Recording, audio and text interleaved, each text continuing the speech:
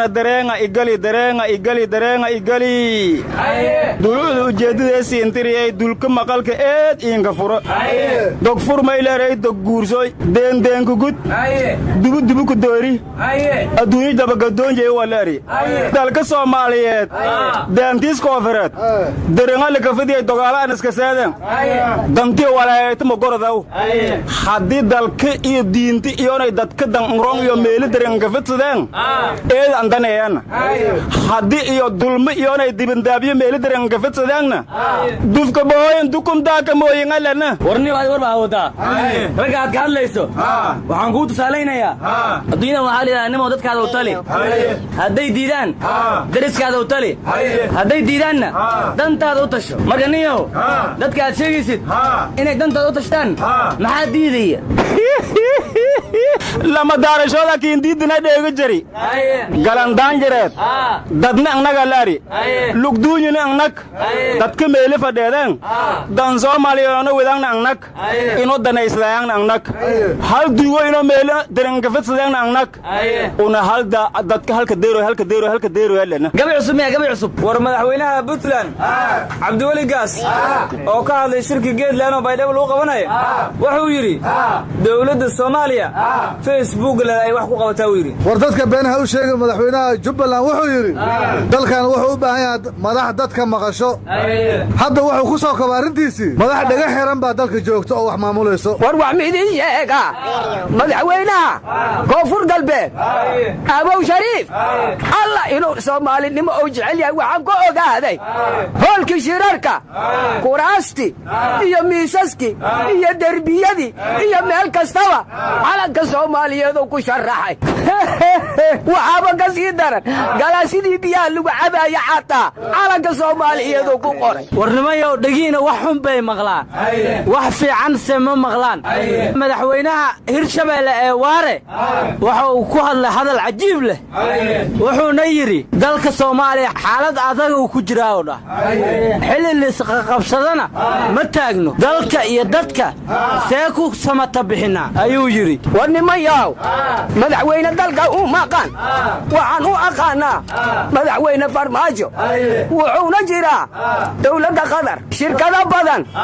oo wax u qabanayo ummadda Soomaaliyeed ee waxtar leh ayuu heshiis la soo galowaya waxaana kooka Somali Food shirkada la yira war shirkadaha la soo wado shirkada diyaaradaha ee Somali Airlines ma ku jirtaa warnimayo waad iska hadlaysaane maanta maalin taariikh bal xun ka gali doonta taariikhda islaamka ay ila muuqataa hadaan la daba qaban safaaradii Mareykanka Israa'iil ee ku taalay Tel Aviv ayaa loo raray magaalada Qudus shacabkii Falastiinna dibadda baxay isdaba jooga ay dhigayaan waxaan ay leeyihiin aaway walaalihii muslimiinta iyo carabta miyaanan ahayn dad la soo damqada warnimiya waran liyaab ya jirta arabka ka hadalay jirti qallo rabsha bas miisada la fidiyeen arabkiyo ka hadalay jireen walku waay may marooyte haaladiyo afka dabooloy ilin walka arag ee islaam arab shileediye ma una dhomba islaama anina Israa'iil ko anaaneen islaamku warnimada mid baan idin weydiin madaxweynuhu waa tuu baxay Qatar aaday wuxuuna ka tagay baa la leeyahay wasiirka arrimaha dibadda oo elaboorka taagan oo gacnaha haatinayo safarkiisuna muhiim buu ahaa marka arrintaasi sidee wax u jiraan war arrimaha dibadda waxa ka mid lacagta dibadda ka imaayso in la xisaabo marka dawladda Shiinaha ayaa lacag soo dhiibtay 1 milyan iyo barowna kala wareegay oo dollarka Mareykanka marka ha mashquulin adeer warnimiyo ani warsiin haaye oboroobo Mansuur oros Muqdisho tiya ka dhiyaw ya ka qayb gali taasna may tusaalan ta ka saasana inoo dadweynaha shacabka inoo hadaha galay eedan jeelay kuwana hadaha galay hadiiba oros badaha roogsidii lam bulshadiis jeel waa arimahaas arimo iska fiiris fadayaan way war waxa sheekh noqday ninkii iyo naagta isku meeri waa sheekh Jarnaal Mungab marka culimadu aad ay u badan tahay war waa ognahay nabadoonada inay badan yihiin war sheekh aad sheegaysiin waxa su'aasha weydiiyay waa gabar burca joogta waxaana ay tiri sheekhow ana Somalilandra hadii aan Muqdisho ku soomo soonka miga ansaxaya sheekh waxa uu yiri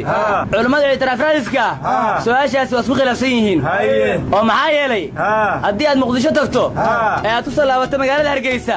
waa lagu xirayaa xabsi liintu ku cabaysaa kadibna waxaa laga yaabaa inuu soonka ka buro adduunyadan waxaan la arkay nin male boqolkii badan ayaan maqli jiray maadana safiirkii badan ayaa la keenay marka dawladda Soomaaliya dalal badan oo Afrikaana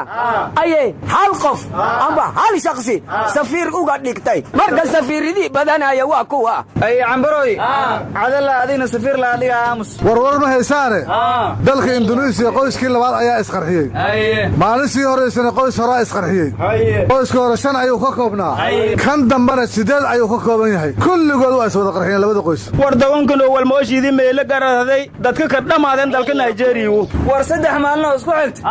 gobolka Shabeelle oo saqarax ka dhacay warnimiyow maysiin war siday dadkii Shabeelle